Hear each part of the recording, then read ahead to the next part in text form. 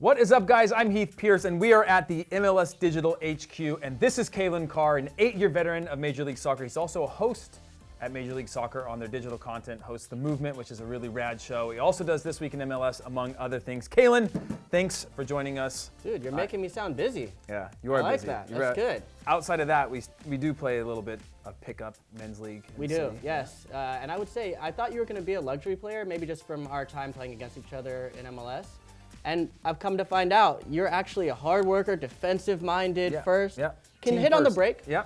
A lot happened in Major League Soccer last season, Calen. We might have a lot of fans who are just either new to Major League Soccer or following it on a lighter level. So let's update them with a little bit of what took place last year, some of the major storylines. Is there anything on your mind from last year, aside from crowning a winner, of course? Yeah, well, we should probably start there and work backwards. Seattle Sounders won MLS Cup, first in history. A storied franchise, of course, before they came to MLS and have had successful runs, but this is the first time they get it done without Clinton Dempsey. Jordan Morris emerges. They win in penalties. Stephen Fry, a big part of that with his incredible save on Josie Altidore. The story of the season for me was in Canada. Yeah. The Toronto versus Montreal series was the best. And then a couple surprise stories throughout the year. Dallas, which it shouldn't be a surprise anymore, wins the Supporters Shield on the last day of the season. Colorado Rapids, surprise team of the season, going from terrible the year before to one of the best teams in the West. So that's the general rundown. That is quite a rundown. Yeah. And MLS new attendance record, 6th in the world at this point. Attendance growing every year, obviously. 2 new teams coming in are going to sell their stadiums and increase that attendance. So guys, here's what we're going to do. We're going to do a quick run through of all 22 teams in the league. We've got 2 new ones this year, Minnesota United, Atlanta United, FC. Single word, give me the quick and dirty of each of those teams. Okay. Starting from worst to first. Are you ready for that? Yeah, my 2 former clubs are the 2 worst teams. I was going to leave that out, but since you brought it up, we'll start with number 20 from last year. We'll get to the new teams at the very end, but Chicago Fire. I wrote down defined. They'd been searching for an identity, I think, for the last 5-6 years, basically since I left the club. Coincidence? No. But the big one for them is they brought in Dax, obviously from the Red Bulls, their captain. Him coming in, and also Juninho, who came from Tijuana in Liga MX, will really solidify that midfield, which they needed, and then hitting on the break with a guy like David Acom. I think this is, they need to start the season well to get some momentum in the group. Yeah. Next team, Houston Dynamo. They are helmetless. I used to rock the helmet, very fashionable. He rocked the helmet, statement. cut off, didn't strap it. Yeah, Rico Clark did wear one for a little bit, so you could possibly bring it back. But they have a new identity. Wilmer Cabrera steps in. This is a new Dynamo. It's Mauro Manotas, 21-year-old Colombian striker, really able to stretch the back line. I think he gives them a fresh new look and some hope going forward into the season. Columbus Crew. I have worst to first. I really feel like they were in MLS Cup 2 years ago. Of course, lost at home to Portland Timbers. And then last year near the bottom of the East. So I think they could really come back. They had some controversy, of course, Kai Kamara getting traded. Added Mensah, the Ghanaian who stepped in the back. He's a DP as a center back. And I think we'll solidify that back line looking forward. Dom Kinnear, San Jose Earthquakes. Don't talk about him. Talk about the team, though. Hopeful. I got to give a shout out to Dom Kinnear because he's my old manager, but back in the playoffs. Yeah, back in the playoffs. Vancouver Whitecaps. Alfonso Davies, 16-year-old Canadian winger. I think he's the real deal. I think for Canadian football fans, they'll be excited. One to lean on, along with another guy we'll talk about later, Tyler. Okay. Oh, wow. We're going to talk about him right now. Orlando City. I'm going down for their opening match this weekend. Brand new stadium. They did a really cool tribute, kind of with these colorways right here. Rainbow tribute for the shooting that took place at Pulse nightclub. Cool way for the club to come around the community. New England Revolution. I'm going to go talented. Talented? Yeah, but not in the way, not as a compliment. It's like talented. They're a talented team, but I don't know if they can really get it done. They've got all the pieces, right? They've got Agudelo, Kai Kamara, Kellen Rowe, Lee Win, Bunbury, all these guys, but I don't really see how they fit together. That struggled last year, and I don't see the answer yet. All right. Philadelphia Union.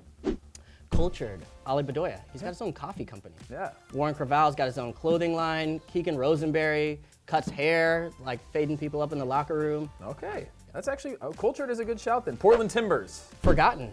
I think they won the title 2 years ago, and now nobody's talking about them. I think partly because they're neighbors to the to the north.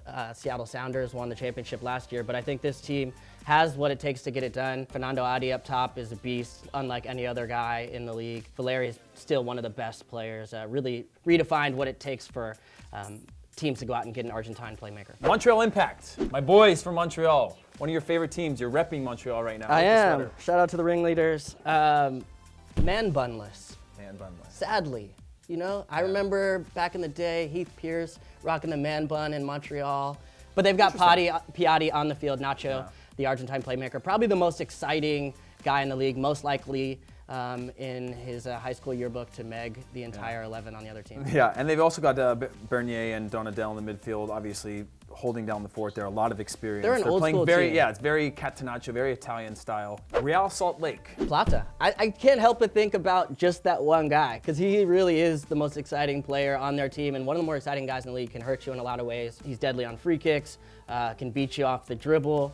They just got rid of Javi Morales down to Dallas and have really reimagined themselves as a team that can hit you on the break. And so they can kind of turn and burn. I think this new identity fits them well. DC United, about to break ground on a new stadium.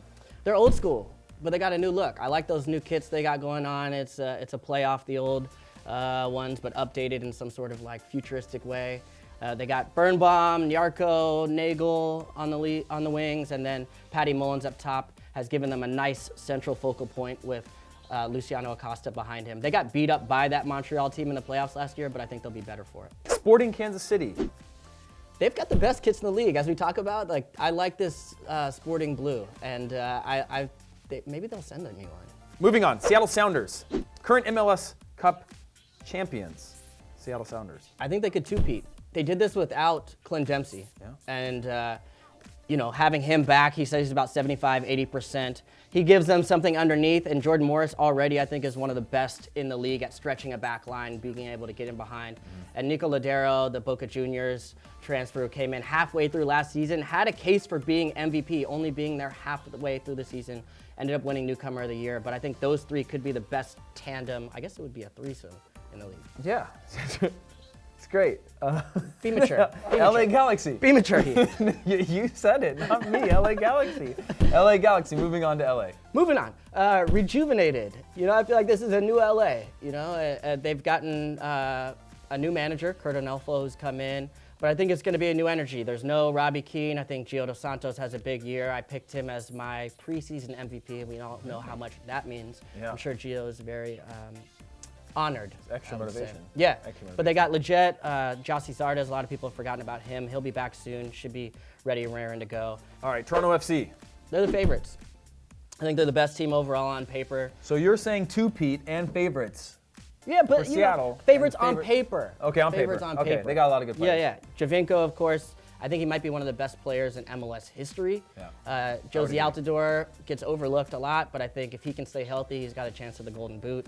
NYCFC. Scary. I think that attack, well, they were scary in the back last year, to be fair.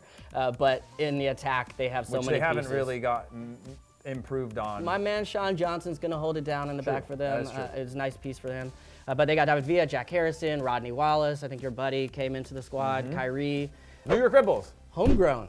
You know, I think that's the big story for them is they've moved on from Dax McCarty, got a boatload of cash in return, but how they use it without the squad, I still think they need another signing to get them over the top, but they've bet on Sean Davis and Tyler Adams as young guys to be able to step into the midfield. Colorado Rapids. Consistent. Pablo Mastroeni, I think, has this group.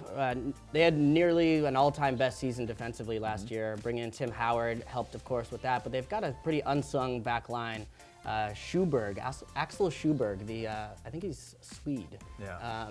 He's about 6'7", and is dangerous on set pieces as well. FC Dallas.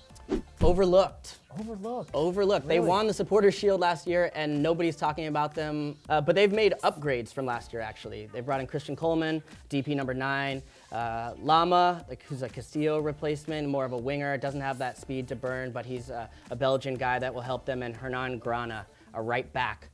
They really have no weaknesses. Calen Acosta is a guy I love in center midfield. I think has a future with the national team. Atlanta United, one of the newest teams of the two teams, they're the most impressive to me on the group and squad they put together. They seem way ahead of the curve for an expansion team. Yeah, it reminds me a little bit of how Seattle came into the league, where they had ambition. They've gone out, made big signings, DPs, Almiron, of course, Kenwin Jones. They've got Joseph Martinez, who scored 4 goals already in preseason. Good ones, too. Of course, having Tata Martino is a big move for them, and he represents a manager that we really haven't seen in MLS, a guy who's coached the national team of Argentina and coached in Champions League as well. Yeah. Minnesota United. I think this team has quietly made some nice moves. Abu Danladi, UCLA kid. He trained at Monaco, Number he's 1 trained draft at pick, Bayern, right? He's trained some big places abroad, had some looks. And then outside of that, they've got Christian Ramirez, Miguel Ibarra, who are local guys with history to that club, fan favorites, and then Kevin Molino, who Adrian Heath has brought from Orlando and said on record that he thinks he can be one of the best players in MLS. Wow. All right, prediction time. If you remember last year in the playoffs, MLS Cup, we did the Pros and Celebrities and Old Men League, and I won that. Got it right. You did. I don't mean to bring that up right The now. Oracle. But we're going to do some predictions, all right? So first, East winners, West winners, Supporter Shield, and all that stuff, okay? East winner. NYCFC, Colorado in the West, Supporter Shield, Galaxy, book it. Okay, MVP and Golden Boot winners. I've got Winner. Gio Dos Santos winning MVP and Golden Boot, my guy, Kyle Aaron. Will Sasha Kljestan break 20 assists again this year? Yes. Yeah, wow.